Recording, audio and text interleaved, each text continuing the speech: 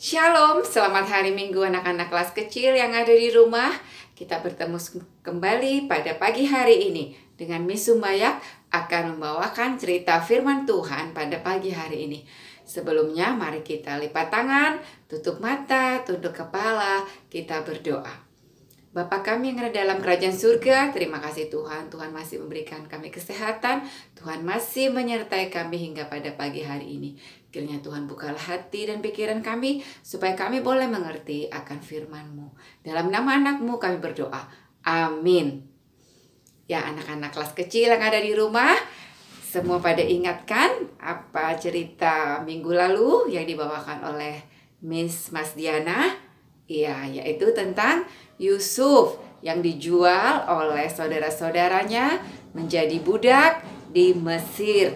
Kemudian dia dibeli oleh seorang kaya yang adalah pegawai Raja Firaun untuk bekerja di rumahnya. Tetapi Yusuf diperlakukan tidak baik oleh istri dari Potifar dan kemudian akhirnya dia masuk penjara.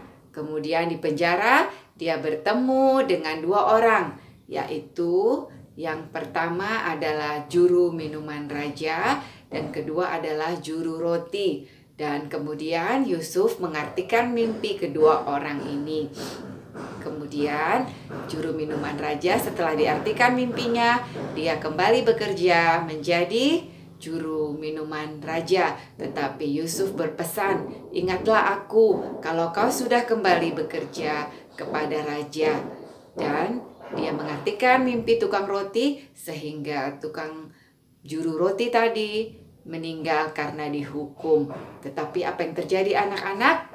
Si juru minuman raja setelah keluar, dia tidak ingat kepada Yusuf. Dia lupa, dia bekerja seperti biasa.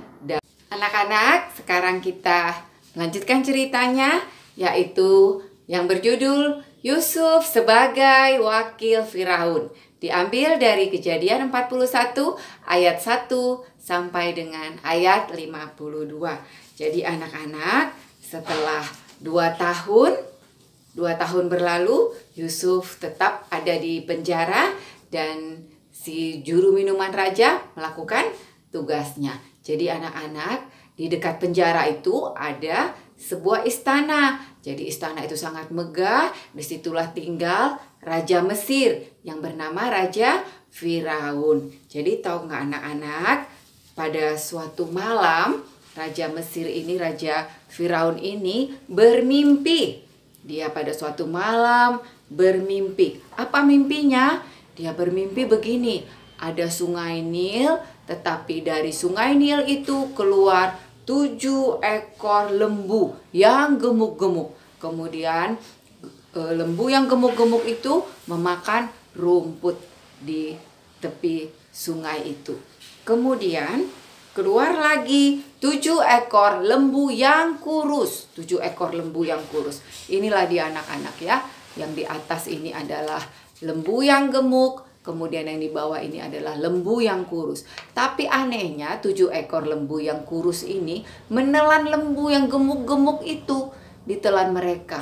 Tetapi tidak menjadi gemuk mereka walaupun sudah memakan lembu yang gemuk itu. Tetap saja mereka kurus. Kemudian terbangunlah raja. Dia bingung.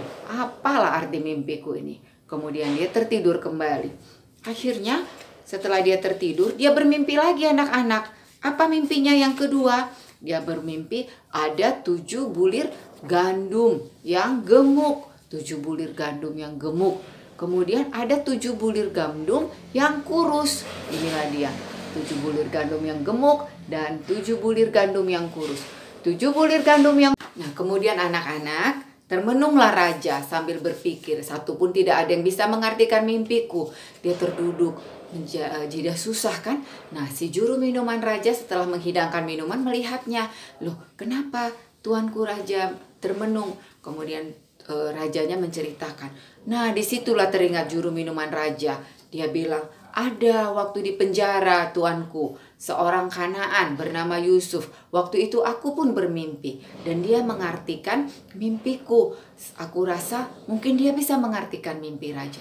Kemudian ditugaskanlah pegawainya untuk menjemput Yusuf dari penjara sehingga menghadap kepada Raja Firaun. Datanglah Yusuf, kemudian dia menghormat kepada raja. Tetapi raja berkata, tolonglah artikan apa arti mimpiku ini. Diceritakanlah oleh raja arti mimpinya. Kemudian Yusuf berkata, bukan aku yang mengartikan mimpi raja, tetapi Tuhanku. Tuhanku yang akan memberikan arti apakah yang sebenarnya dari mimpi raja itu. Kemudian Yusuf berkata, 7 ekor lembu yang gemuk itu dan 7 bulir gandum yang gemuk-gemuk itu artinya akan ada 7 tahun kelimpahan di negeri Mesir. Di situ akan banyak sekali kelimpahan gandum, makanan, dan setelah itu akan ada 7 tahun lagi kelaparan. Itulah yang diartikan dengan 7 ekor lembu yang kurus tadi dan 7 bulir gandum yang kurus tadi. Nah, setelah 7 tahun kelimpahan akan ada 7 tahun kelaparan. Jadi Yusuf berkata, kalau boleh tuanku, aku memberikan saran, tuanku harus mengangkat seseorang untuk dapat menjadi pegawai yang mengatur, yang bijaksana, sehingga pada waktu kelimpahan dia bisa membangun lumba. Dan anak-anak raja tadi, Raja Firaun, membuka cincinnya dan memberikannya kepada Yusuf. Memberikannya dia juga jubah, ya, karena si Yusuf tadi sudah diangkat menjadi wakil Raja Firaun. Kemudian si Yusuf tadi dibawa berkeliling negeri dan semua orang menghormat kepadanya.